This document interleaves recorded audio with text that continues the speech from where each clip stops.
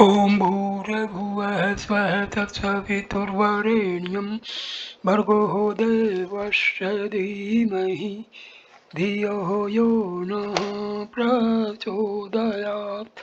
Om Shanti Shanti Shanti.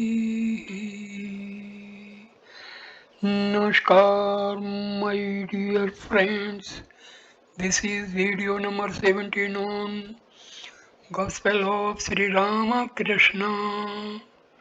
This video starts with the heading Virtue and Vice. Neighbor. Then is there no virtue and no sin? Master, they both exist and do not exist. If God keeps the ego in a man, then he keeps in him the sense of differentiation and also the sense of virtue and sin. But in a rare few, he completely effaces the ego, and these go beyond virtue and sin, good and bad. As long as a man has not realized God, he retains the sense of differentiation and the knowledge of good and bad. You may say virtue and sin are the same to me. I am doing only as God bids me, but you know in your heart of hearts that those who are mere those are mere words. No sooner do you commit an evil deed than you feel a palpitation in your heart. Even after God has been realized, he keeps in the mind of the devotee, if he so desires, the feeling of the servant ego. In that state, the devotee says, O God, thou art the master and I am thy servant. Such a devotee enjoys only spiritual talk and spiritual deeds. He does not enjoy the company of ungodly people. He does not care for any work that is not of a holy nature. So you see that God gives the sense of differentiation even in such a devotee. Neighbor, you ask us, sir, to live in the world after knowing God. Can God really be known? Master, God cannot be known by the sense organs or by this mind, but he can be known by the pure mind, the mind that is free from worldly desires. Neighbor, who can know God? Master, right. Who can really know him? But as for us, it is enough to know as much of him as we need. What need have I of a whole well of water? One jar is more than enough for me. An ant went to a sugar hill. Did it need the entire hill? A grain of two of sugar was more than enough. Neighbor. Sir, we are like typhoid patients. How can we be satisfied with one jar of water? We feel like knowing the whole of God. Master, that is true, but there is also medicine for typhoid. Neighbor, what is that medicine, sir? Master, the company of holy men, repeating the name of God and singing his glories and unceasing prayer. I prayed to the Divine Mother, Mother, I don't seek knowledge. Here, take thy knowledge, take thy ignorance. Give me only pure love for thy lotus feet. I did not ask for anything else. As is the disease, so must the remedy be. The Lord says in the Gita, O Arjuna, take refuge in me, I shall deliver you from all sins. Take shelter at his feet, he will give you right understanding. He will take entire responsibility for you. then you will get rid of the typhoid. Can one ever know God with such a mind as this? Can one pour 4 seers of milk into a 1 seer pot? Can we ever know God unless He let us know Him? Therefore I say, take shelter in God, let Him do whatever He likes. He is self-willed. What power is there in a man? Chapter 16, with the devotees at Dakshineswar, Part 2, Sunday, December 9, 1883. Chaitanya's exalted state. Sri Ramakrishna was seated on the small couch in his room with Adhar, Manomohan, Rakhal, and Harish and other devotees. It was about 2 o'clock in the afternoon. The master was describing to them the exalted state of Sri Chaitanya. Master, Chaitanya experienced 3 states of mind. First, the conscious state, when his mind dwelt on the gross and the subtle. Second, the semi conscious state, when his mind entered the causal body and was absorbed in the bliss of divine intoxication. Third, the inmost state, when his mind was merged in the great cause. This agrees very well with the 5 kosas or seats described in the Vedanta. The gross body corresponds to the Annamaya kosha and the Pranamaya kosha, the subtle body to the Manomaya kosha and the Vijnanamaya kosha, and the causal body to the Anandamaya kosha. The Mahakarna, the great cause, is beyond the 5 seats. When Chaitanya's mind merged in that, he would go into Samadhi. This is called the Nirvikalpa or Jada Samadhi.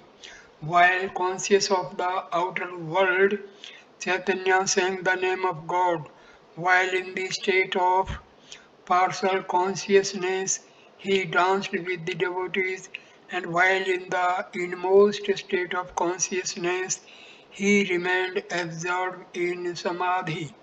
And to himself is the master hinting at the different states of his own mind. There is much similarity between Chaitanya and the master. Master Chaitanya was divine love incarnate. He came down to earth to teach people how to love God. One achieves everything when one loves God. There is no need of Hatha Yoga. Practice of Hatha Yoga. A devotee, sir, what is Hatha Yoga like? Master, a man practiced Hatha Yoga dwells a great deal on his body. He washes his intestines by means of a bamboo tube through his anus. He draws ghee and milk through his sexual organ. He learns how to manipulate his tongue by performing exercises. He sits in a fixed posture and bow and then levitates. All these are actions of prana. A magician was performing his feats when his tongue turned up and clove to the roof of his mouth. Immediately his body became motionless. People thought he was dead. He was buried and remained many years in the grave. After a long time, the grave somehow broke open. Suddenly, the man regained consciousness of the world and cried out, "Come delusion, come confusion, all love." All these are actions of prana. The Vedantists do not accept Hatha Yoga. There is also Raja Yoga. Raja Yoga describes how to achieve union with God through the mind by means of discrimination and bhakti. This yoga is good. Hatha yoga is not good. The life of a man in the Kali Yuga is dependent on food. Sri Ramakrishna was standing in the road by the side of the Nahabat. He was on his way to his room. Having come from the pine grove, he saw M seated on the veranda of the Nahabat behind the fence, absorbed in meditation. Master, hello, you are here. You will get results very soon. If you practice a little, then someone will come forward to help you. And looked up at the master, startled. He remained sitting on the floor. Master, the time is ripe for you. The mother bird does not break the shell of the egg until the right time arrives. What I told you is indeed your ideal. Sri Ramakrishna again mentioned to him his spiritual ideal. Master, it is not necessary for all to practice great austerity, but I went through great suffering. I used to lie on the ground with my head resting on a mound for a pillow. I hardly noticed the passing of the days. I only called on God and wept, O Mother, O Mother.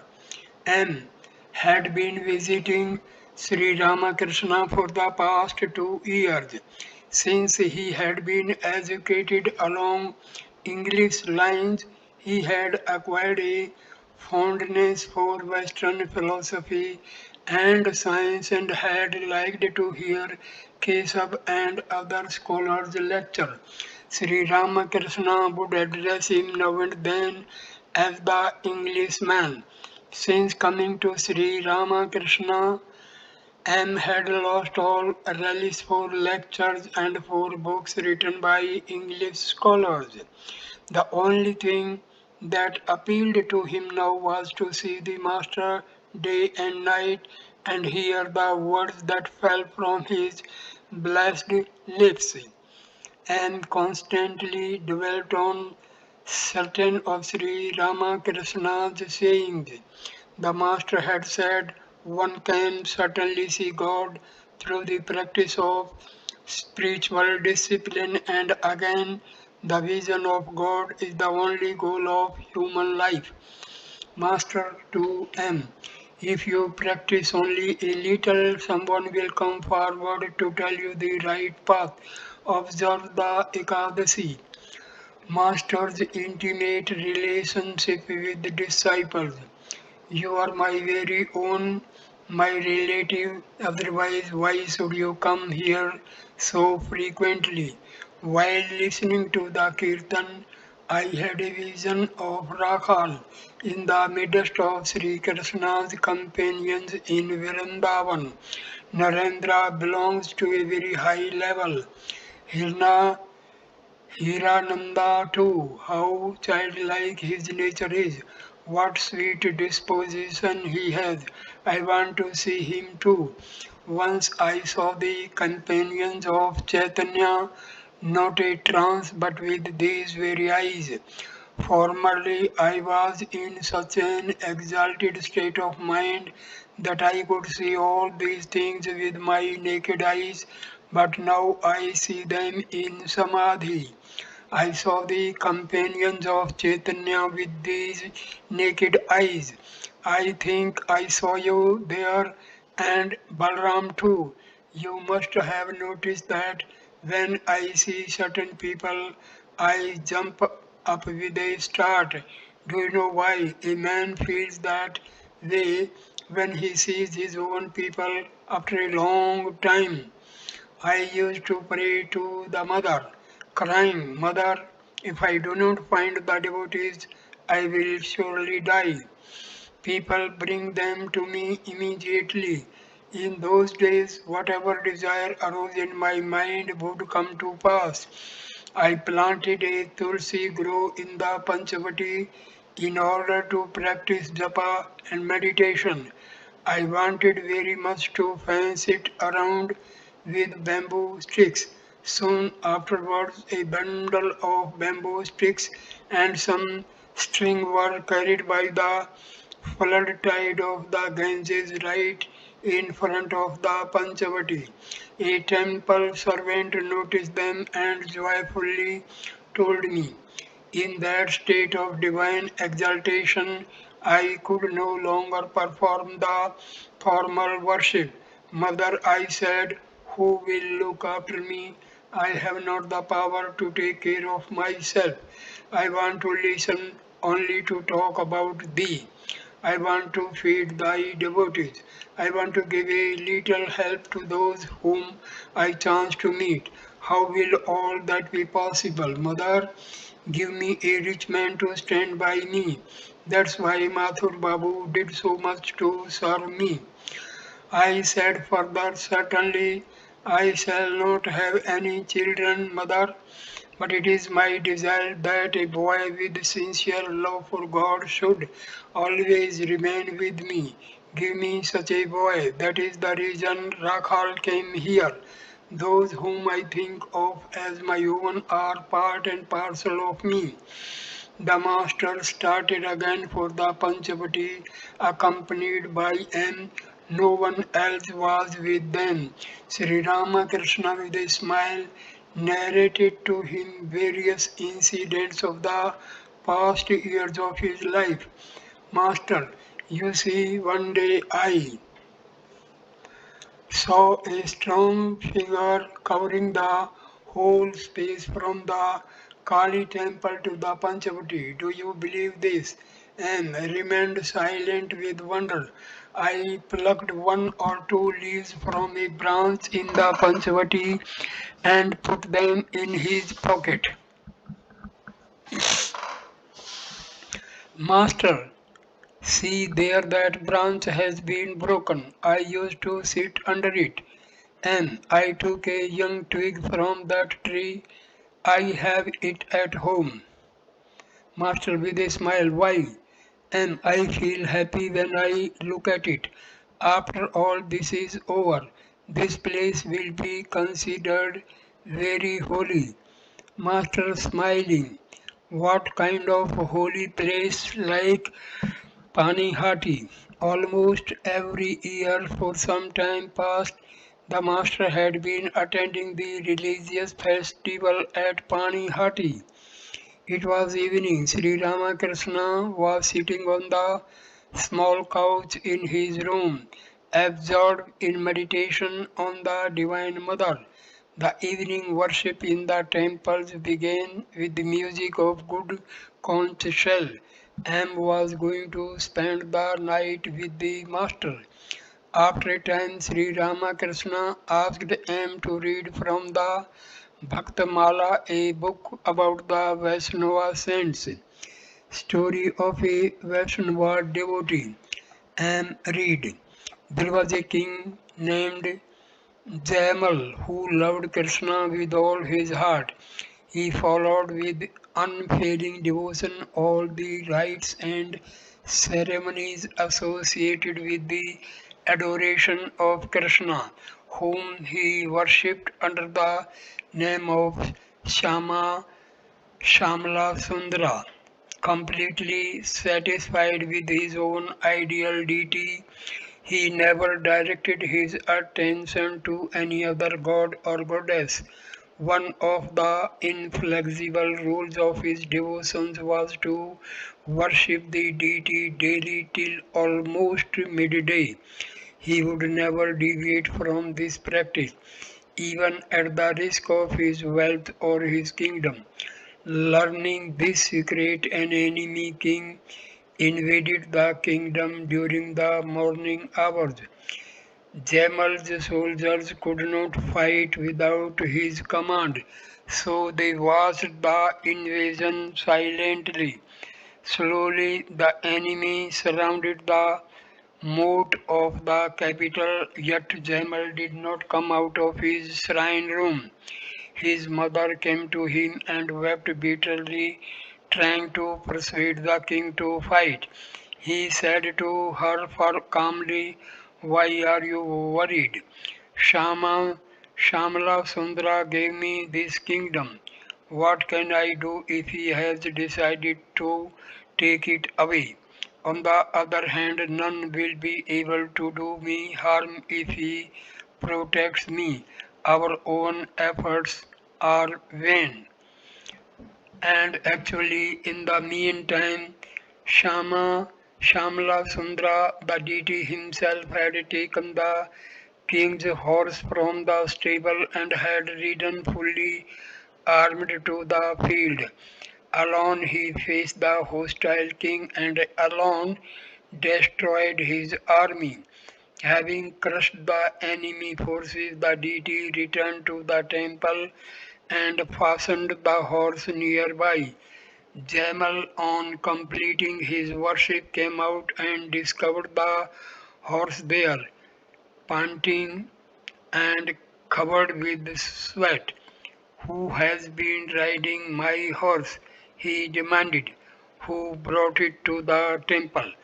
The officers declared they knew nothing about it. In a pensive mood, the king proceeded to the battlefield with his army and there found the enemy, with the exception of their leader, lying dead. He was staring uncomprehendingly at the scene when the enemy king approached, worshipped him, and said, "Please permit me to tell you something. How could I fight?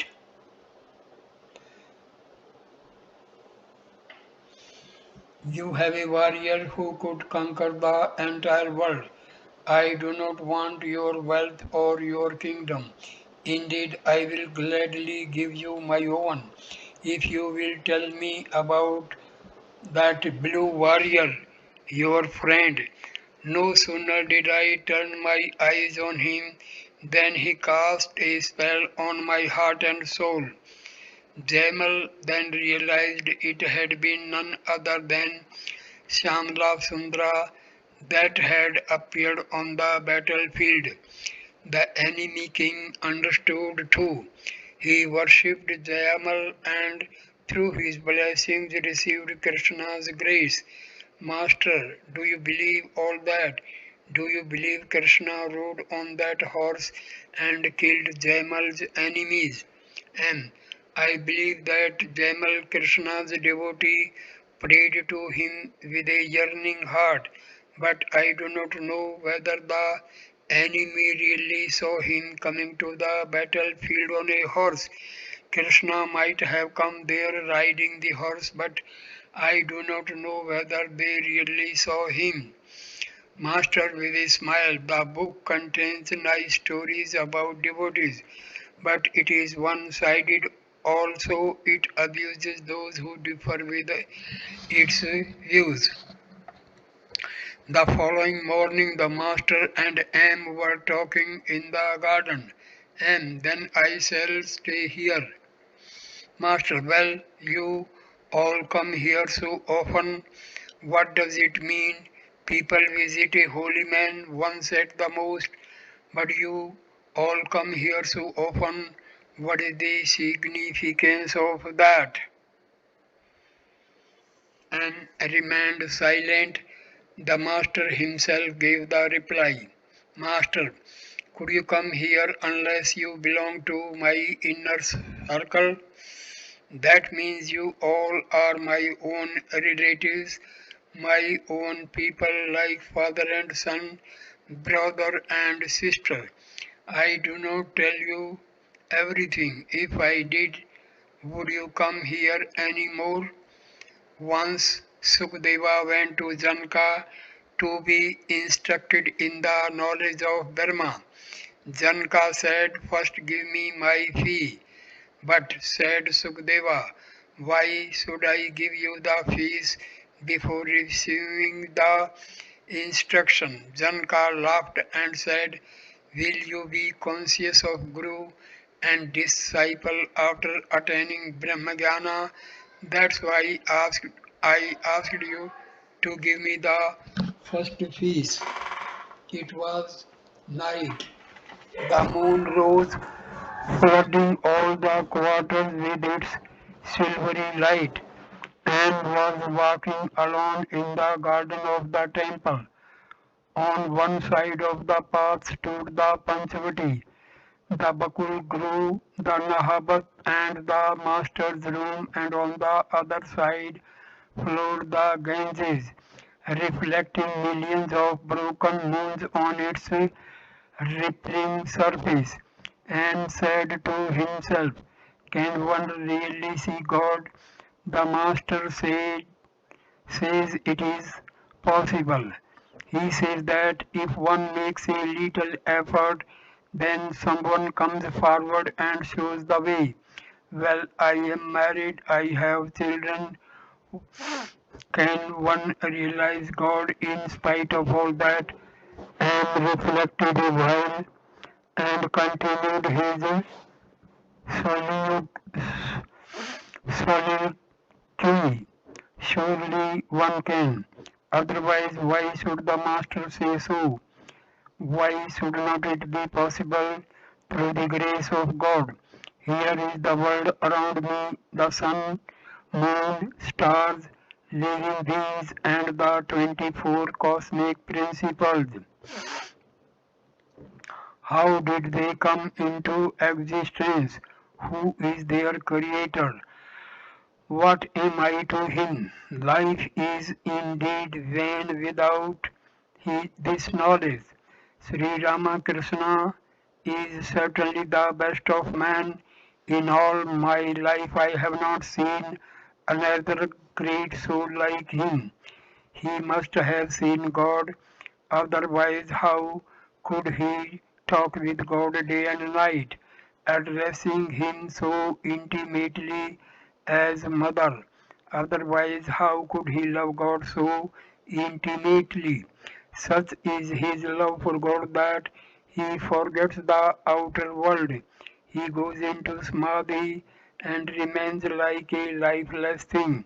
Again, in the ecstasy of that love, he laughs and cries and dances and sings. Friday, December 14, 1883. All 9 o'clock, at 9 o'clock in the morning, Sri Ramakrishna was standing on the southeast veranda near the door of his room with Ramlal by his side. Rakhal and La too were moving about. Am arrived and prostrated himself before the master. Sri Ramakrishna said to him affectionately, you have come, that's very good. Today is an auspicious day. It was the last day of the Bengali month and the day of the full moon. Am was going to spend a few days with the master practicing spiritual discipline. The master had said to him, if an aspirant practices a little spiritual discipline, then someone comes forward to help him. The master had said to M, you should not eat every day at the guest house of the Kali temple. The guest house is intended to supply free food to monks and the destitute. Bring your own cook with you. M had accordingly done so.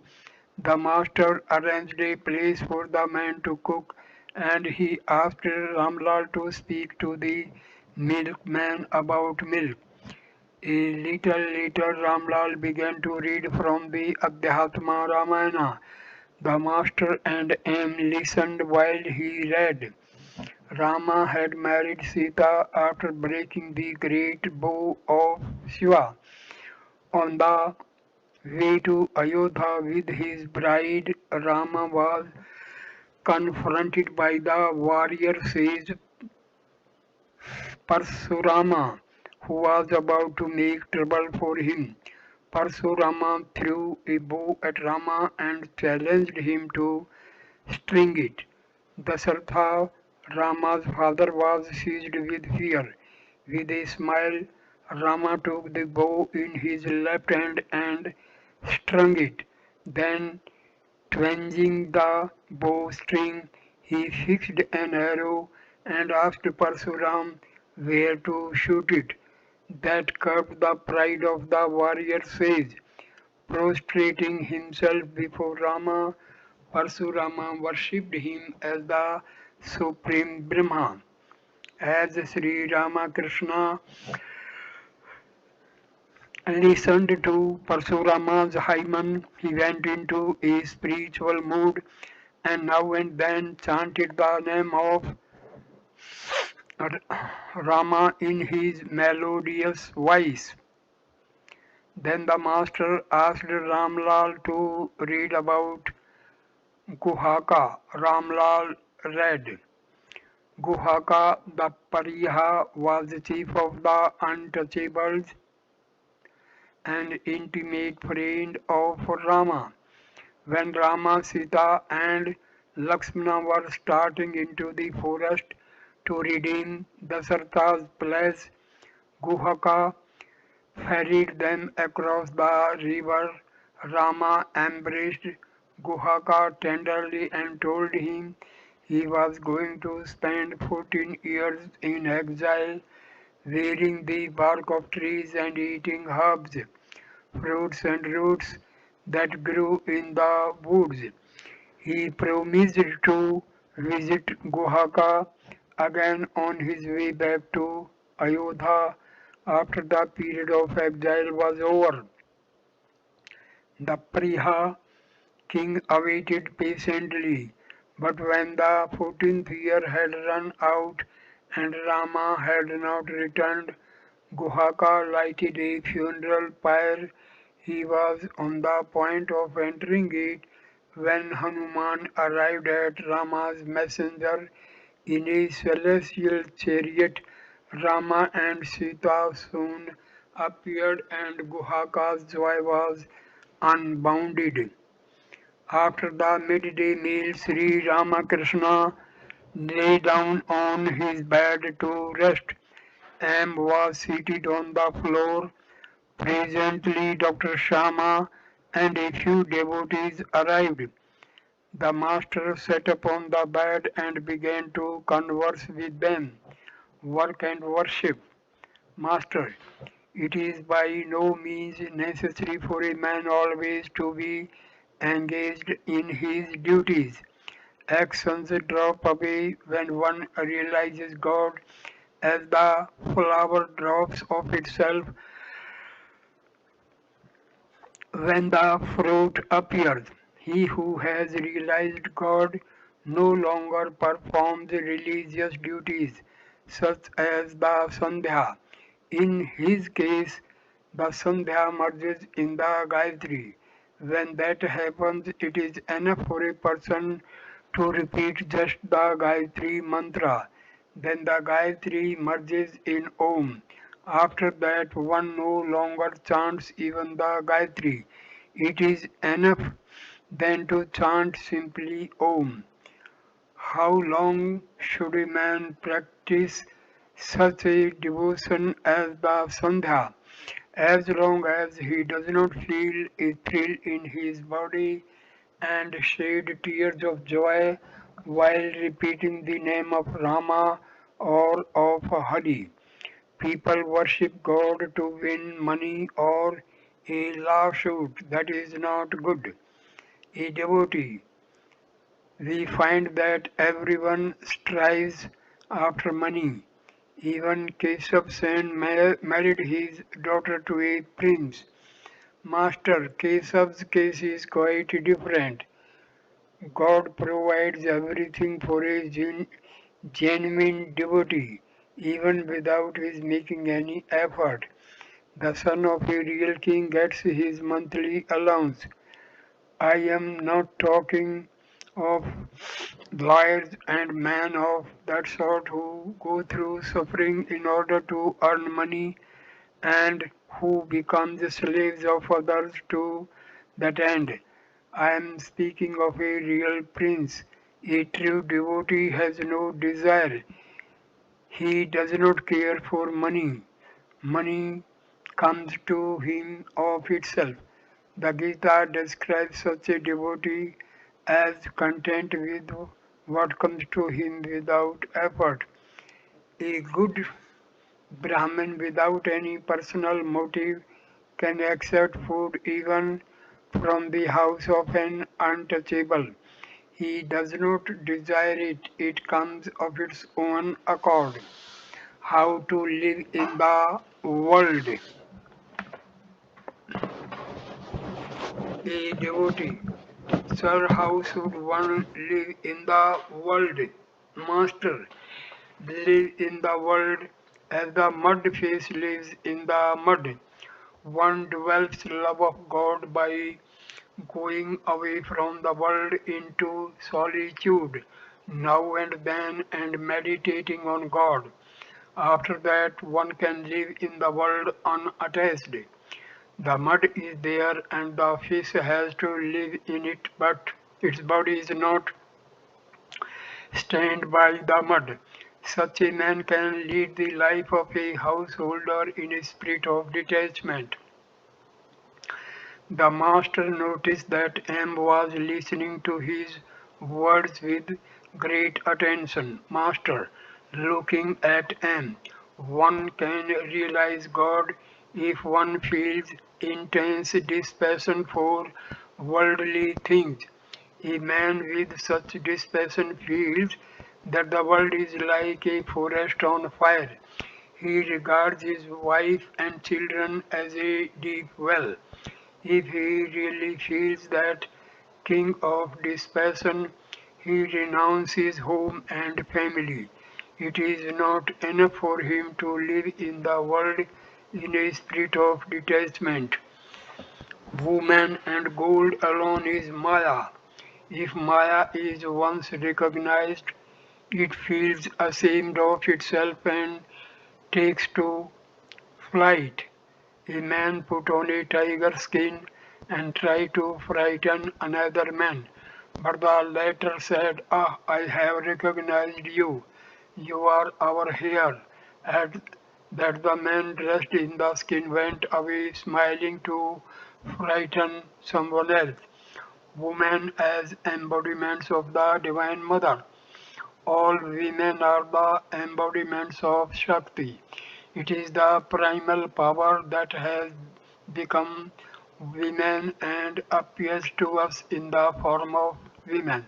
It is said in the Adhyatma Ramayana that the Narada and others praised Rama, saying, O Rama, thou alone art all that we see as male, and Sita, all that we see as female. Thou art Indra, and Sita is Indrani. Thou art Shiva, and Sita is Shivani. Thou art man, and Sita is woman. What more need I say? Thou alone dost exist wherever there is a male, and Sita wherever there is a female. To the devotees, one cannot renounce by the mere wish. There are prarabdha karma, inherited tendencies, and the like. Once a yogi said to a king, "Live with me in the forest and think of God." The king replied, "That I cannot very well do.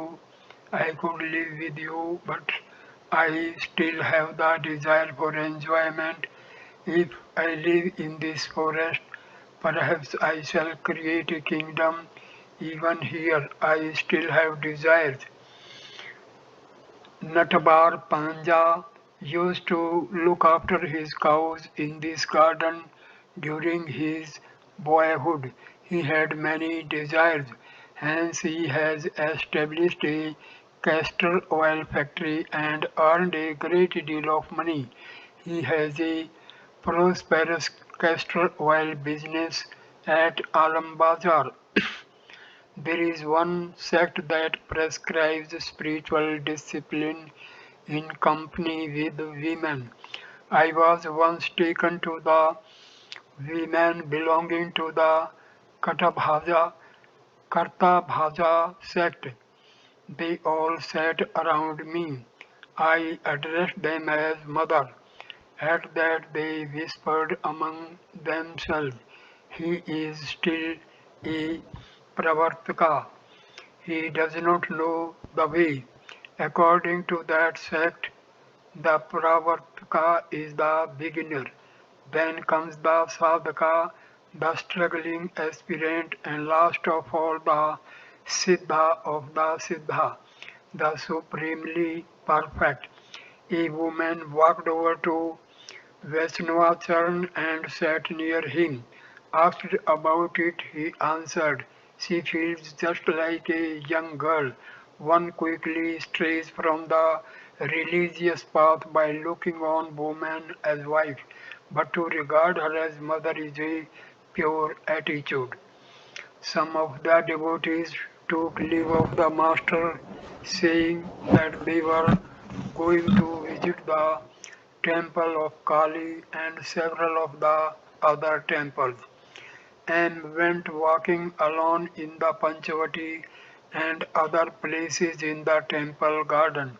He thought about the Master's assurance that God can be easily realized and about his exhortation to lead a life of intense renunciation, and he seeing that Maya, when recognized, takes to flight. Image worship. At 3:30 in the afternoon, M again entered the master's room and sat on the floor. A teacher from the Broughton institution had come with several students to pay a visit to Sri Ramakrishna. They were conversing together. Now and then the teacher asked questions. The conversation was about the worship of images. Master to the teacher, what is wrong with image worship? The Vedanta says that Brahma manifests itself where there is existence, light and love. Therefore nothing exists but Brahma. How long do small girls play with their dolls? As long as they are not married and do not live with their husbands. After marriage, they put the dolls away in a box. What further need is there of worshipping the image after the vision of God? God vision through yearning. The master glanced at him and said, one attains God when one feels a yearning to him. An intense restlessness is needed. Through it the whole mind goes to God. A man had a daughter who became a widow when she was very young. She had never known her husband. She noticed the husbands of other girls and said one day to her father, where is my husband? The father replied, Govinda is your husband. He will come to you if you call him. At these words the girl went to her room, closed the door and cried to Govinda saying, O Govinda, come to me, show yourself to me. Why don't you come? God could not resist the girl's piteous cry and appeared before her. One must have childlike faith and the intense yearning that a child feels to see its mother. That yearning is like the red sky in the east at dawn. After such a sky, the sun must rise. Immediately after that yearning, one sees God. Let me tell you the story of a boy named Jatila. He used to walk to school through the woods, and the journey frightened him. One day he told his mother of his fear. She replied, why should you be afraid? Call Madhusudana. Mother asked the boy, who is Madhusudana? The mother said, he is your elder brother. One day after this, when the boy again felt afraid in the woods, he cried out, "O brother Madhusudana!" But there was no response. He began to weep aloud. "Where are you, brother Madhusudana? Come to me. I am afraid." Then God could no longer stay away. He appeared before the boy and said, "Here I am. Why are you frightened?" And so saying, he took the boy out of the woods and showed him the way to school. When he took leave of the boy, God said, "I will come whenever you call me. Do not be afraid." One must have this faith of a child, this yearning. A Brahmin used to worship his family deity daily with food offerings. One day he had to go away on business. As he was about to leave the house, he said to his young son, "Give the offering to the deity today. See that God is fed." The boy offered food in the shrine, but the image remained silent on the altar. It would neither talk nor eat. The boy waited a long time, but still the image did not move. But the boy firmly believed that God would come down from his throne, sit on the floor, and partake of the food. Again and again he prayed to the deity, saying, "O Lord, come down and eat the food. It is already very late. I cannot sit here any longer." But the image did not utter a word. The boy burst into tears and cried, "O Lord, my father asked me to feed you. Why won't you come down? Why won't you eat from my hands?" The boy wept for some time with a longing soul. At last the deity, smiling, came down from the altar and sat before the meal and ate it. After feeding the deity, the boy came out of the shrine room. His relatives said, "The worship is over. Now bring away the offering." "Yes," said the boy, "the worship is over, but God has eaten everything." "How is that?" asked the relative. The boy replied innocently, "Why, God has eaten the food." They entered the shrine and were speechless with wonder to see that the deity had really eaten every bit of the offering. Late in the afternoon, Sri Ramakrishna was talking to M.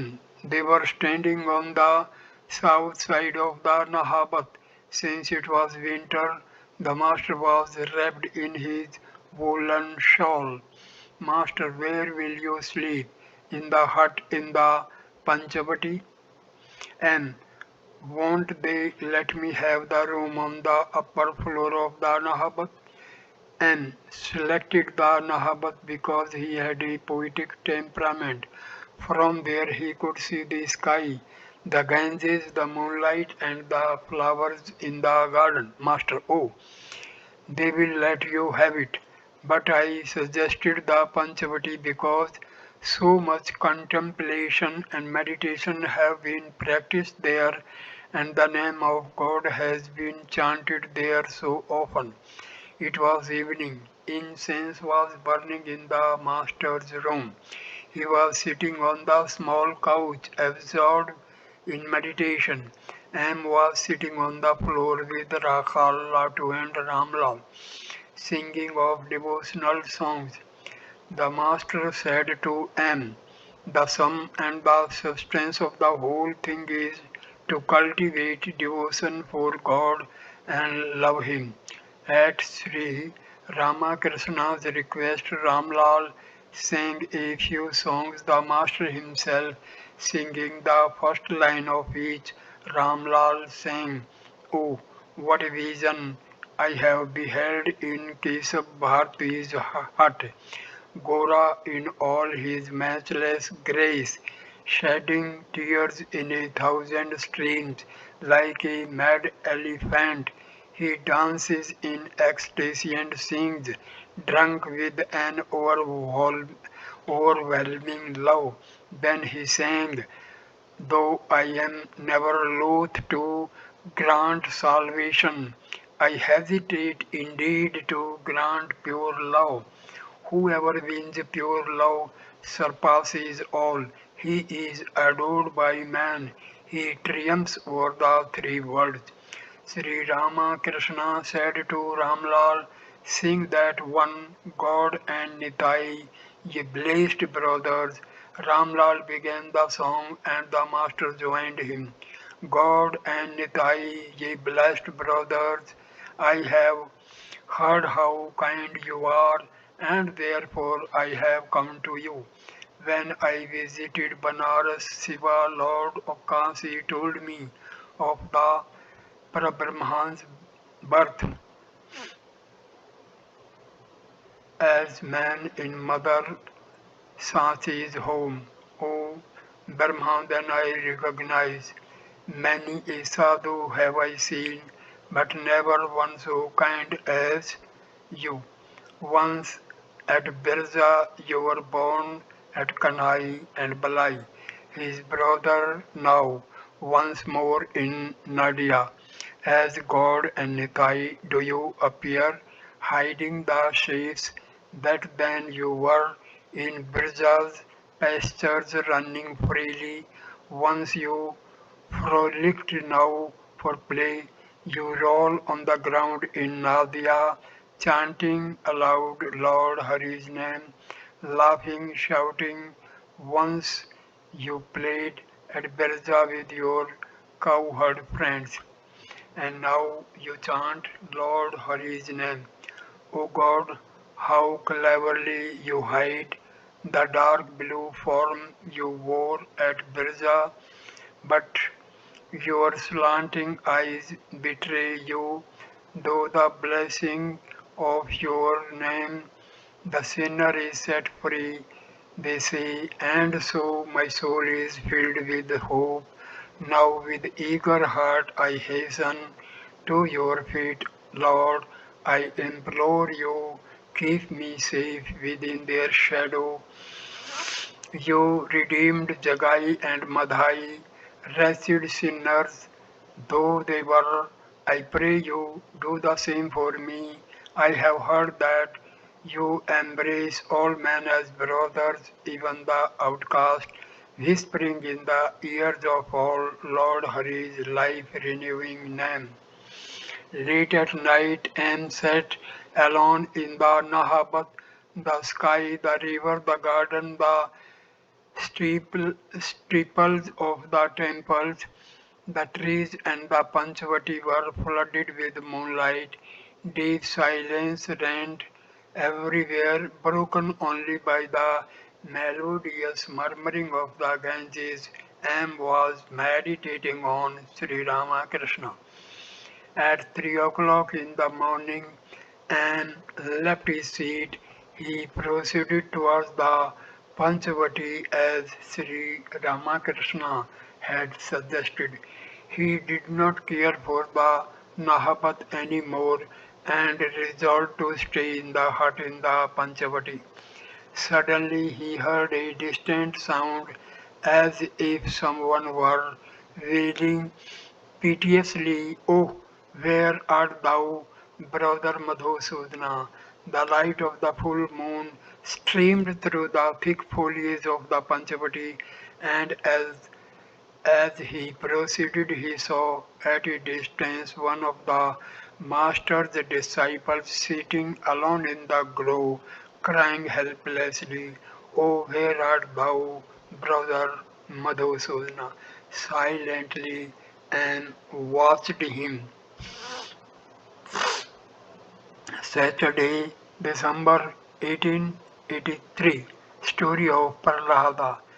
M had been staying at Dakshineswar with Sri Ramakrishna. The master was sitting in his room listening to the life of Prahlada which Ramlal was reading from the Bhaktmala. M was sitting on the floor. Rakhal, Latu, and Harish were also in the room, and Hajra was on the veranda.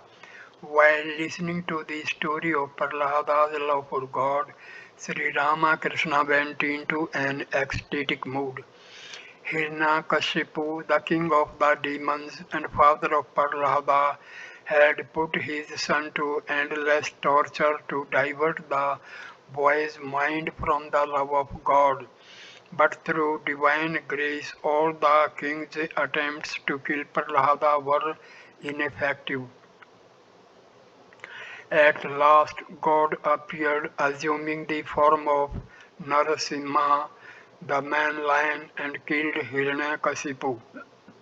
The gods were frightened at the rage and roaring of the man-lion and thought that the destruction of the world was imminent. They sent Prahlada to pacify the deity.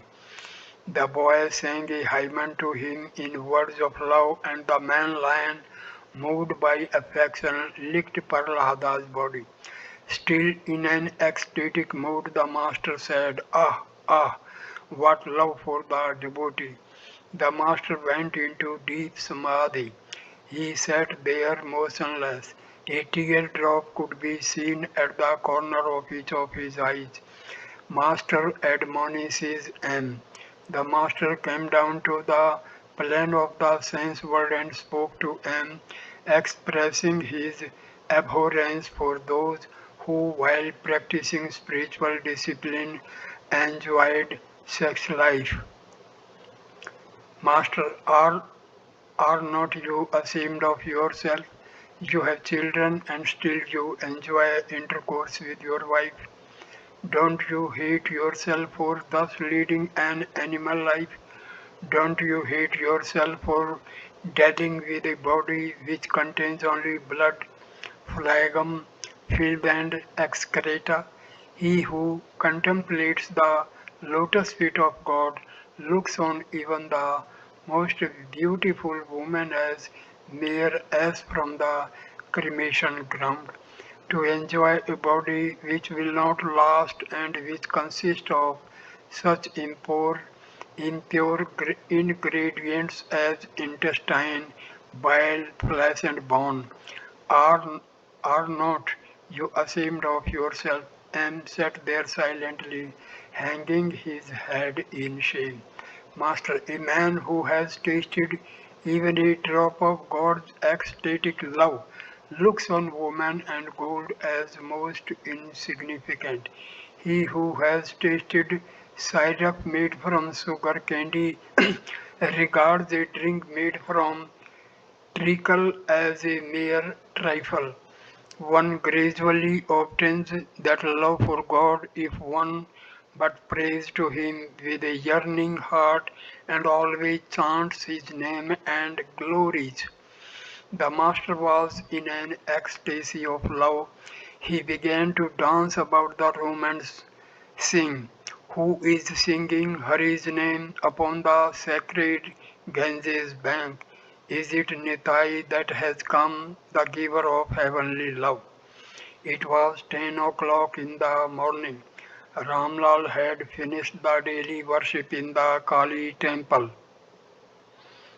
The master went to the temple accompanied by M. Entering the shrine, the master sat before the image. He offered a flower or two at the feet of the Divine Mother. Then he put a flower on his own head and began to meditate. He sang a song to the Divine Mother.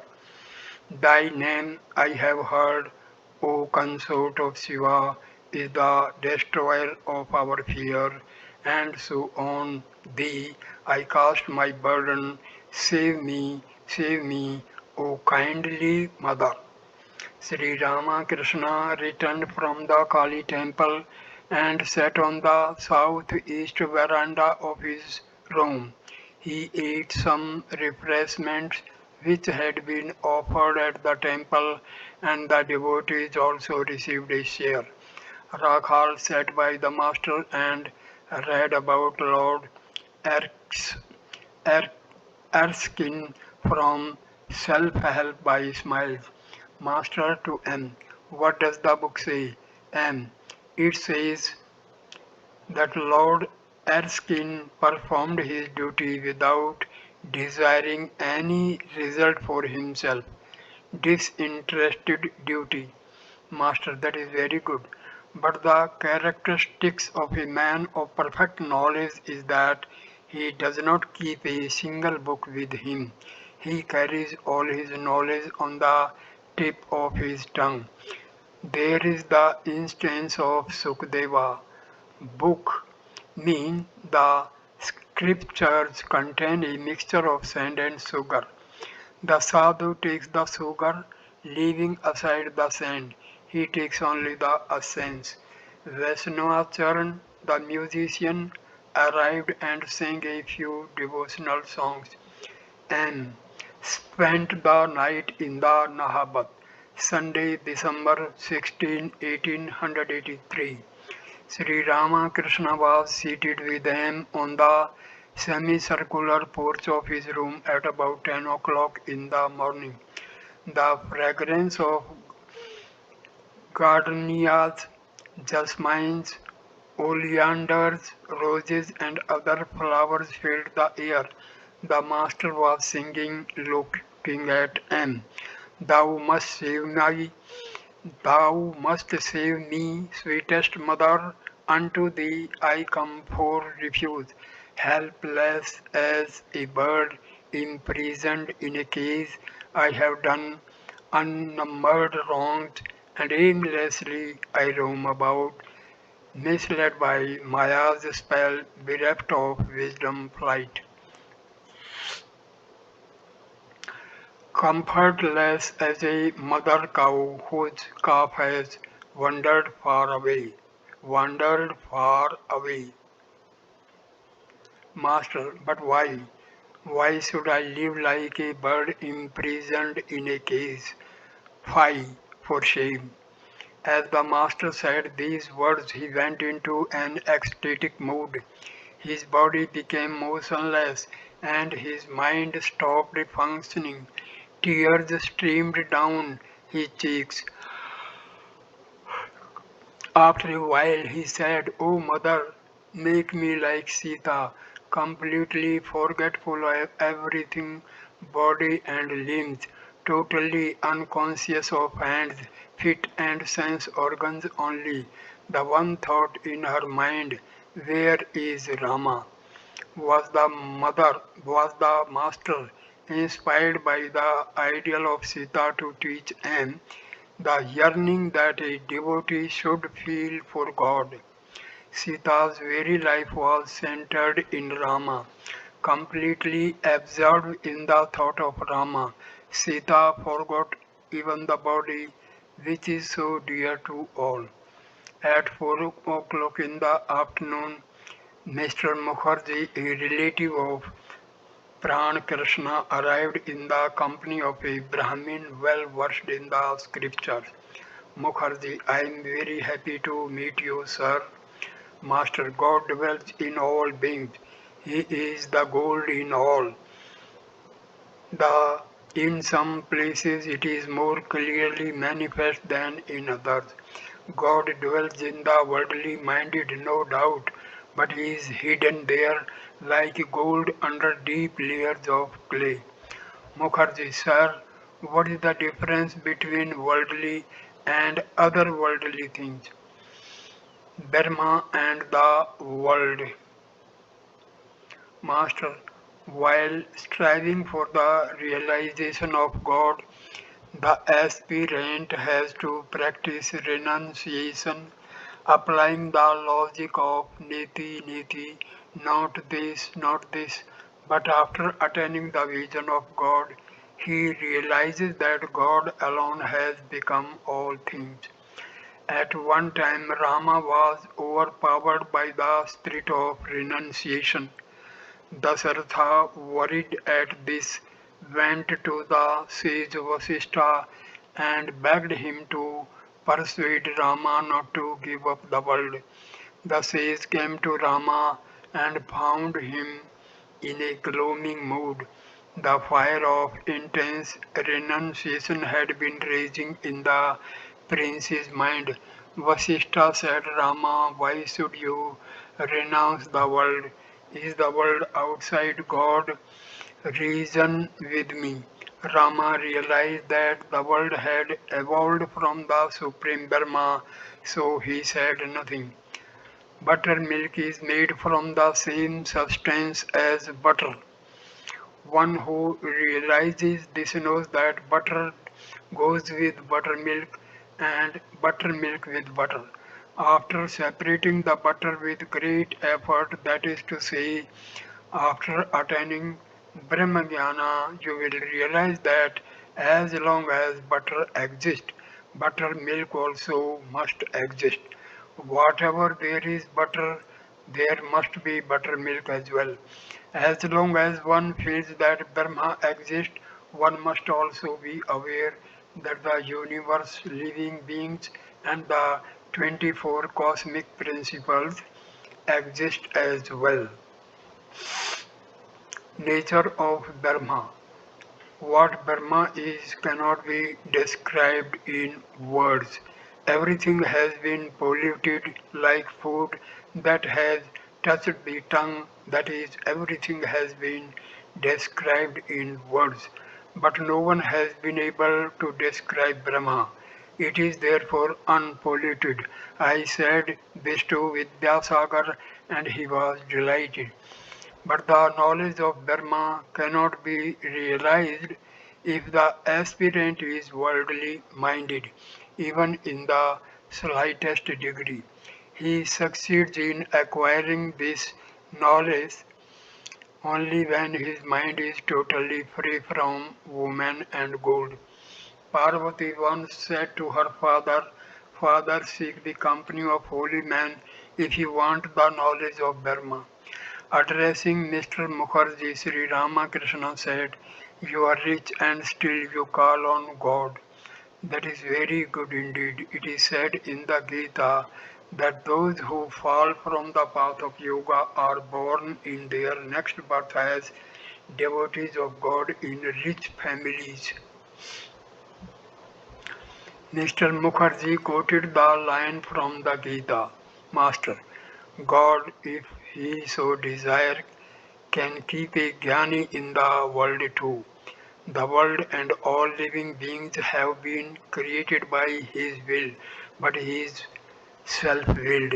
Mukherjee with a smile, how can God have any will? Does he lack anything?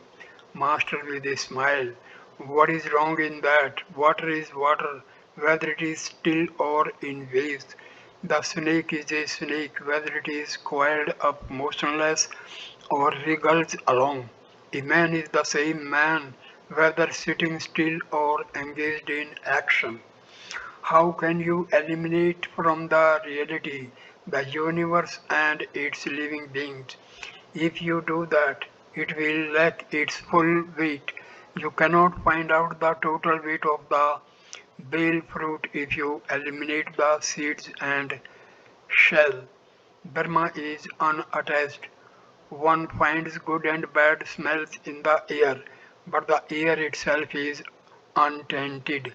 Brahma and Shakti are identical. It is the primordial power that has become the world and all living beings. Mukherjee, why does one deviate from the path of yoga? Master, as the saying goes, in my mother's womb I was in a state of yoga. Coming into the world, I have eaten its clay.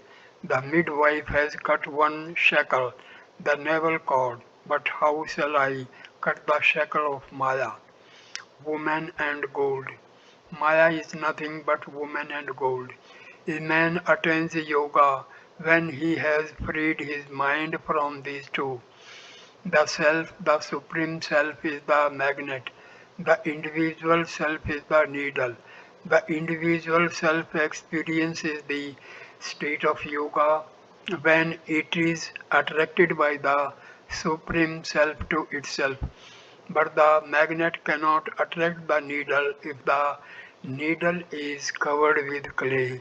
It can draw the needle only when the clay is removed. The clay of women and gold must be removed. Mukherjee, how can one remove it, Master? Weep for God with a longing heart. Tears shed for him will wash away the clay. When you have thus freed yourself from impurity, you will be attracted by the magnet.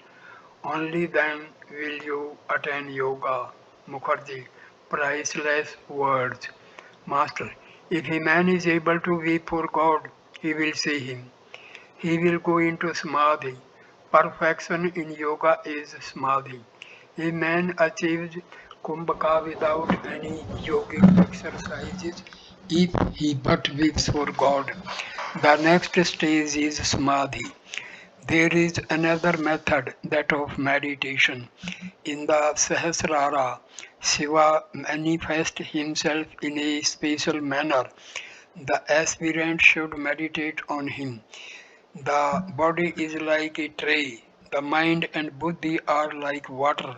The sun of Satchit Ananda is reflected in this water.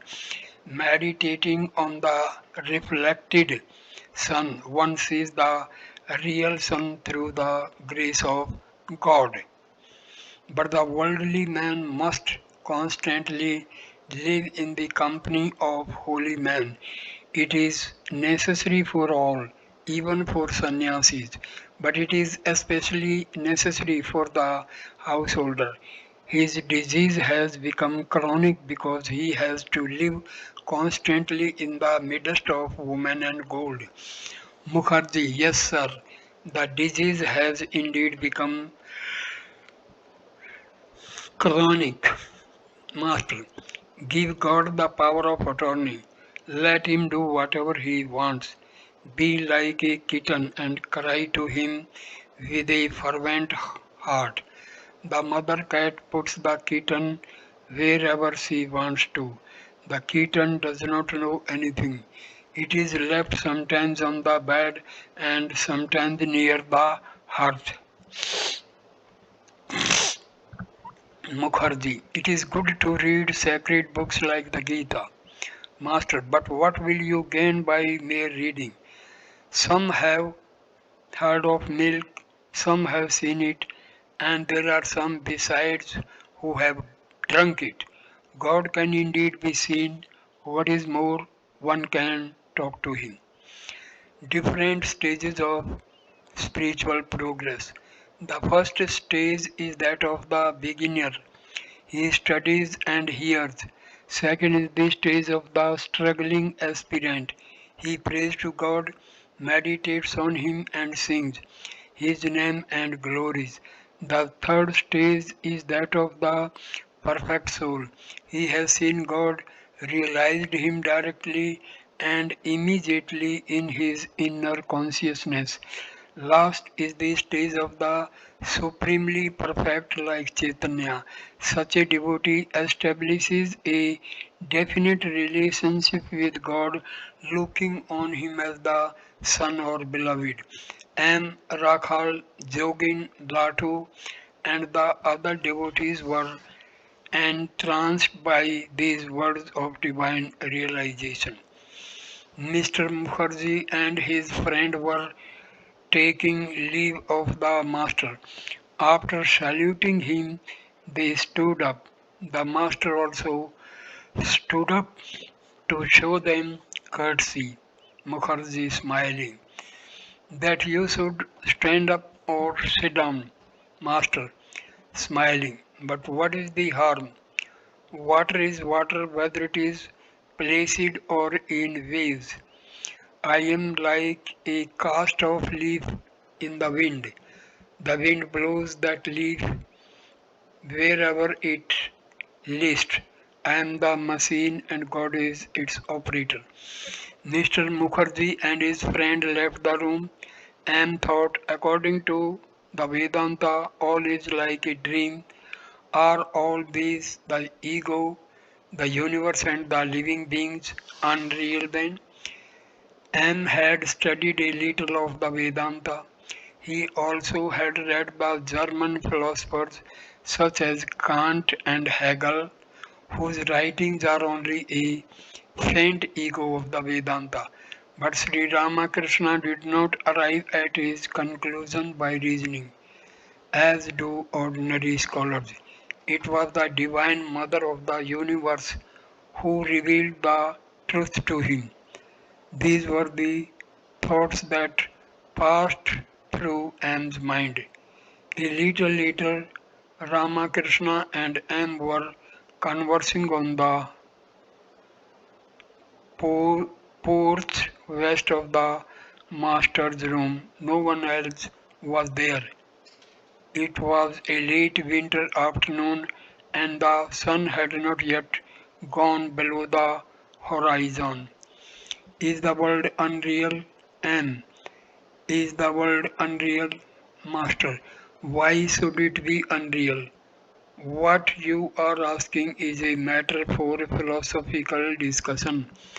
In the beginning, when a man reasons following the Vedantic method of not this, he realizes that Brahma is not the living beings, not the universe, not the 24 cosmic principles.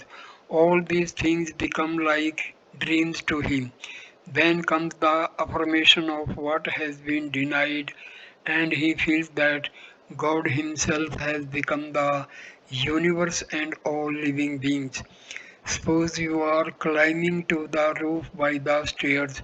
As long as you are aware of the roof, you are also aware of the stairs. He who is aware of the high is also aware of the low. But after reaching the roof, you realize that the stairs are made of the same material, brick, lime, and brick dust as the roof. Further, I have given the illustration of the bale fruit. Both changeability and unchangeability belong to one and the same reality. The ego cannot be done away with. As long as I consciousness exists, living beings and the universe must also exist. After realizing God, one sees that it is He Himself who has become the universe and the living beings. But one cannot realize this by mere reasoning. Shiva has two states of mind. First, the state of samadhi, when he is transfixed in the great yoga. He is then Atma, satisfied in the self. Second, the state when he descends from samadhi and keeps a trace of ego, then he dances about chanting Rama Rama. Did the master describe Shiva to hint at his own state of mind? It was evening. Sri Ramakrishna was meditating on the Divine Mother and chanting her holy name. The devotees also went off to solitary places and meditate on their chosen ideals.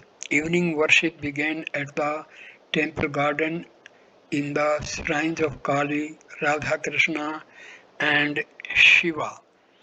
It was the second day of the dark fortnight of the moon. Soon the moon rose in the sky, bathing temples, trees, flowers, and the rippling surface of the Ganges in its light. The master was sitting on the couch and am on the floor. The conversation turns to Vedanta. Master to M. Why should the universe be unreal? That is a speculation of the philosophers. After realizing God, one sees that it is God Himself who has become the universe and all living beings. I conclude this video at this point. Next video number 18 will start with the topic Divine Mother is the universal consciousness.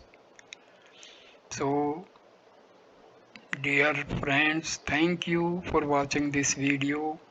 Please like, comment and share the video and subscribe the channel. Thank you so much. Namaskar.